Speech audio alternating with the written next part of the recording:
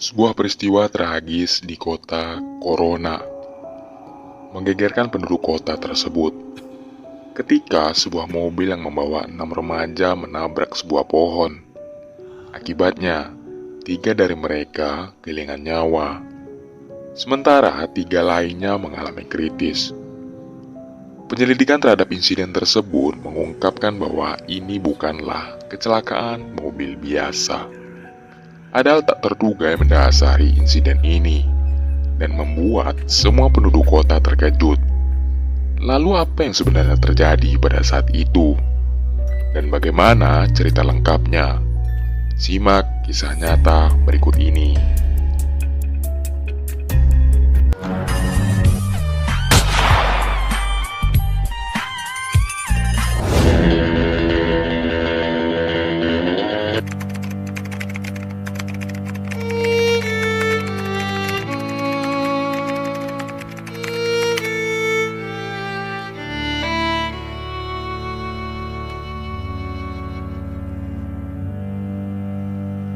Kisah nyata kali ini terjadi di Corona, Riverside Cady, California pada tahun 2020. Kota Corona memiliki populasi hampir 160.000 jiwa. Meskipun namanya sangat familiar yakni Corona, namun perlu diketahui bahwa ini adalah sebuah kota dan tidak ada kaitannya dengan virus Corona yang sempat menggemparkan dunia. Dalam bahasa Spanyol, Corona sendiri memiliki arti mahkota. Seperti di banyak tempat di seluruh dunia, para remaja yang tinggal di kota ini juga aktif dalam berbagai aktivitas yang membawa kesenangan bagi mereka. Salah satu kegiatan yang populer di antara para remaja di kota Corona adalah Ding Dong Ditch Prank, atau sering disebut sebagai prank menekan bel atau mengetuk rumah orang lain dan kemudian melarikan diri sejauh mungkin. Alasan dibalik prank ini mungkin terletak pada dorongan adrenalin, di mana para remaja beranggapan bahwa kegiatan semacam ini sangat menyenangkan dan tidak membahayakan siapapun. 3 remaja bernama Jacob Evascu, Drake Rose, dan Daniel Hawanskins yang masih berusia 16 tahun menjalin persahabatan erat tanpa ada batasan. Mereka tidak hanya terbuka satu sama lain, tetapi juga ramah dengan remaja laki-laki lain dalam lingkungan mereka. Seiring dengan perkembangan media sosial TikTok, ketiganya aktif membuat video lucu dan mengunggahnya di akun TikTok milik mereka. Craig Hawkins, ayah dari Daniel, dengan bangga menyatakan bahwa putranya dan sahabat-sahabatnya menikmati setiap momen masa remaja mereka, menyaksikan kreativitas dan keceriaan anak-anaknya. Craig merasa kagum pada kemampuan mereka dalam membuat video lucu yang mampu menghibur banyak orang.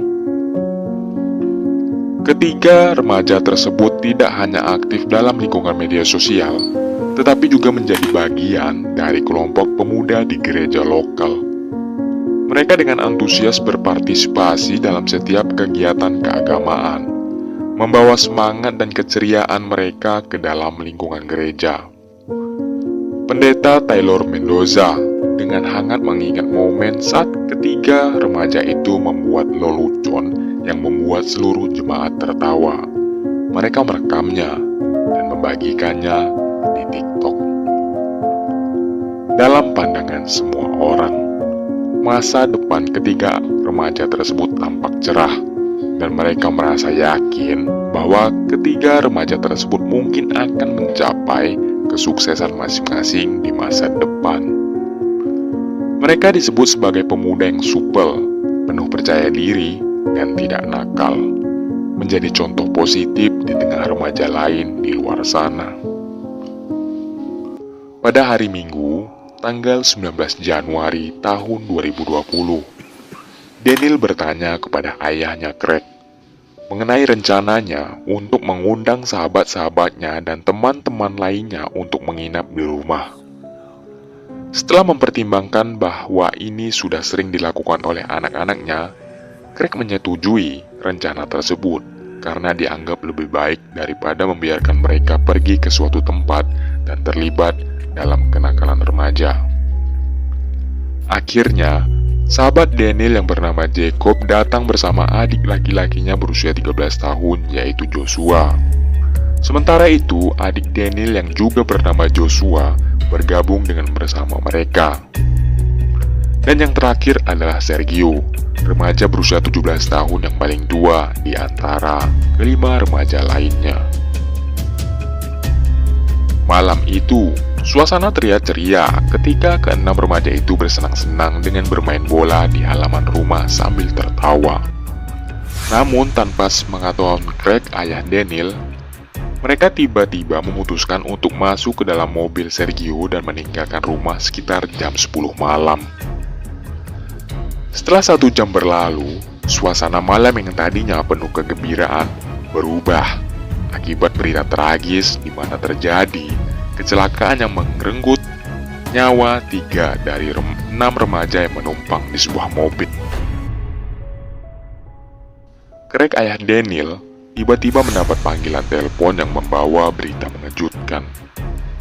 Mobil yang ditumpangi oleh kedua putranya terlibat dalam kecelakaan tragis, dan Daniel menjadi salah satu korban yang kehilangan nyawanya.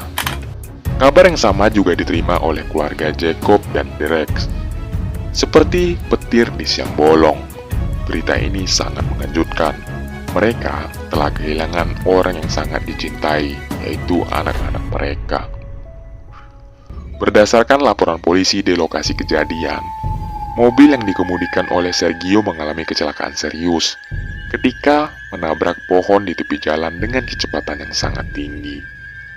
Kecelakaan tersebut mengakibatkan kerusakan yang parah pada mobil mereka. Namun sungguh ajaib, Sergio yang mengemudikan mobil tersebut selamat dari insiden itu. Joshua, adik Daniel, dan Joshua, adik Jacob, juga sangat beruntung selamat dari insiden itu. Namun mereka bertiga mengalami kondisi kritis. Menurut kesaksian warga sekitar, peristiwa tragis itu terjadi begitu cepat sehingga tidak ada yang dapat menyaksikan dengan jelas bagaimana mobil tersebut menabrak pohon. Mereka hanya mendengar suara dentuman keras yang terdengar di jalan raya. Semua orang bingung dan mempertanyakan kejadian sebenarnya yang terjadi pada mereka. Keesokan harinya, disinilah titik balik cerita, di mana semuanya menjadi semakin jelas. Polisi yang terus menyelidiki secara perlahan mulai mengungkap penyebab di balik kecelakaan tragis tersebut. Hasil pemeriksaan darah ke-6 remaja menunjukkan bahwa tidak satu pun dari mereka menggunakan zat terlarang atau mengkonsumsi minuman beralkohol. Ketika polisi akhirnya dapat berbicara dengan ketiga remaja yang selamat, pemilik mobil sekaligus pengemudi saat itu, yaitu Sergio, membuka suara. Sergio menyatakan bahwa kecelakaan itu tidak terjadi akibat kelalaian dirinya, karena selama ini ia selalu mengemudikan mobilnya dengan hati-hati. Dia juga menegaskan bahwa ia bukanlah remaja yang ceroboh. Kejadian mengerikan itu terjadi karena ada satu orang yang dengan sengaja memaksa kendaraannya menabrak sebuah pohon. Disinilah Sergio menceritakan kejadian tersebut. Malam itu, saat mereka sedang bermain bola di rumah Daniel, mereka sebenarnya berencana untuk berenang sebentar sebelum tidur.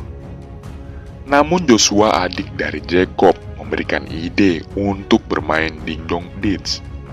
Remaja-remaja itu berpikir bahwa permainan itu tidaklah berbahaya sama sekali. Mereka pun menjelajahi sekitar perumahan dan menemukan satu rumah sebagai target permainan mereka. Mereka lalu turun dan menekan bel rumah tersebut, kemudian berlari kembali ke mobil. Tiba-tiba seorang pria keluar dari rumah dengan ekspresi sangat marah, berusaha mengejar mereka. Sergio mengacu mobilnya dan meninggalkan lokasi. Tak disangka saat Sergio mengendarai mobilnya dengan pelan, mobil pria tersebut mengikuti mereka dari belakang. Dari kaca spion, Sergio melihat bahwa pria itu semakin mendekat. Kejar-kejaran antara kedua mobil tidak dapat dihindari. Keenam remaja tersebut panik. Mereka berharap agar pria tersebut berhenti mengejar. Namun ternyata, pria itu tak niat untuk berhenti mengejar mereka. Sergio berusaha menghindar dan memasuki jalan bebas hambatan, memacu mobilnya lebih cepat. Saat setelah keluar dari jalan bebas hambatan, remaja itu mengira bahwa pria tersebut telah berhenti mengejar. Sayangnya, pria tersebut tetap melanjutkan pengejaran dan menabrak mobil Sergio, menyebabkan mobil pria tersebut mengalami kerusakan yang cukup parah. Pria itu juga memepetkan mobil Sergio ke sisi jalan. Tak bisa menghindar, Sergio menabrak pohon di depannya. Akibatnya, ketiga teman Sergio tewas di tempat. Polisi dengan cermat mendengarkan keterangan Sergio dan segera menuju ke rumah pria yang dimaksud. Mereka berhasil menangkap Anurag Chandra, seorang pria berusia 42 tahun. Penangkapan ini mengungkap bahwa Chandra baru saja keluar dari tahanan dengan jaminan terkait kasus kekerasan dalam rumah tangga. Saat kejadian tragis tersebut, Chandra telah mengkonsumsi 12 botol bir sendirian di rumahnya. Lalu keenam remaja datang dan memencet bel rumahnya. Dalam pengakuan Chandra, ia melihat keenam remaja itu masuk ke dalam mobil, mendorongnya untuk mengejar mereka dengan mobilnya. Hasil pemeriksaan menunjukkan bahwa Chandra mengejar mereka dan menabrak mobil Sergio dengan kecepatan 160 km per jam. Chandra menyatakan bahwa perbuatan remaja itu membuatnya marah, meskipun mereka hanya membunyikan bel rumahnya sebanyak 2 kali saja. Kejadian ini menyisakan duka mendalam di hati seluruh warga kota. Mereka tak pernah menyangka bahwa permainan yang lazim dilakukan para remaja bisa berakhir begitu tragis. Warga kota merasa terkejut karena prank yang sebelumnya dianggap tidak terlalu mengganggu dan biasanya dilakukan oleh para remaja tiba-tiba berujung pada kejadian yang memakan korban jiwa. Mereka yang merasa bahwa prank seperti ini tidak terlalu mengganggu ketenangan mereka, mengingat para remaja hanya membunyikan bel rumah sekali atau 2 kali saja sebelum pergi kabur. Remaja yang melakukan prank biasanya tidak membuat suara bel berulang-ulang hingga berkepanjangan, sehingga warga kota berpendapat bahwa Chandra seharusnya bisa mengabaikan mereka jika bunyi bel hanya terdengar 2 kali saja. Keluarga yang berduka karena kehilangan putra-putra mereka selalu hadir di persidangan Chandra. Dalam persidangannya, Chandra dengan tegas menyatakan bahwa dirinya tak bersalah dan tak bermaksud membunuh mereka. Ia hanya marah pada remaja tersebut dan mengejar mereka dengan niat untuk memarahinya. Meskipun demikian, jaksa penuntut menilai bahwa tindakan Chandra sudah melampaui batas yang wajar. Chandra bahkan sengaja memacu kendaraan hingga mencapai kecepatan 160 km per jam untuk mengejar mobil remaja tersebut. Dia dengan sengaja menabrak mobil mereka dan memepetkan mobil mereka ke pinggir jalan yang dipenuhi dengan pohon besar. Hal ini membuat Sergio kehilangan kendali dan menabrak pohon dengan tragis. Jaksa menilai bahwa tindakan Chandra bukan hanya sebagai ekspresi kemarahan, tetapi juga sebagai tindakan yang berbahaya dan merugikan, yang menyebabkan kecelakaan fatal dan kehilangan 3 nyawa yang tidak bersalah. Proses persidangan berlangsung dengan banyak hambatan dan memakan waktu yang cukup lama, karena Chandra terus-menerus membela diri dan berusaha untuk melepaskan diri dari hukuman. Pada akhirnya, pada tanggal 28 April tahun 2023, Chandra yang kini berusia 45 tahun, yang sebelumnya didakwa dengan dakwaan percobaan pembunuhan dan pembunuhan pada ketiga korban jiwa, dinyatakan bersalah atas percobaan pembunuhan dan juga pembunuhan tingkat pertama. Akibatnya, dia dijatuhi hukuman penjara seumur hidup untuk masing-masing dakwaan, yang artinya Chandra menerima hukuman 3 kali penjara seumur hidup tanpa kemungkinan bebas bersyarat. Meskipun Chandra tetap bersikeras tidak bersalah hingga akhir persidangan. Dari kecelakaan tragis ini membuat trauma yang mendalam bagi Joshua, adik Jacob, yang menyarankan mereka untuk memainkan prank Ding Dong Ditch. Prank ini menyebabkan 3 korban jiwa, termasuk kakak mereka sendiri. Kejadian ini mengingatkan kita bahwa prank yang dianggap sepele bisa berubah menjadi tragedi yang menghancurkan keluarga dan merusak masa depan. Pentingnya kesadaran dan tanggung jawab dalam setiap tindakan yang tidak dapat diabaikan. Tindakan Chandra yang melampaui batas menunjukkan betapa berbahayanya reaksi amarah yang tidak terkendali. Jelas bahwa ketika kita membiarkan emosi dan kemarahan mengambil alih tindakan kita, dampaknya bisa sangat merugikan diri kita dan merugikan orang lain. Kejadian ini mengingatkan kita untuk selalu menjaga kendali atas emosi kita dan berusaha menyelesaikan konflik dengan cara yang lebih bijak.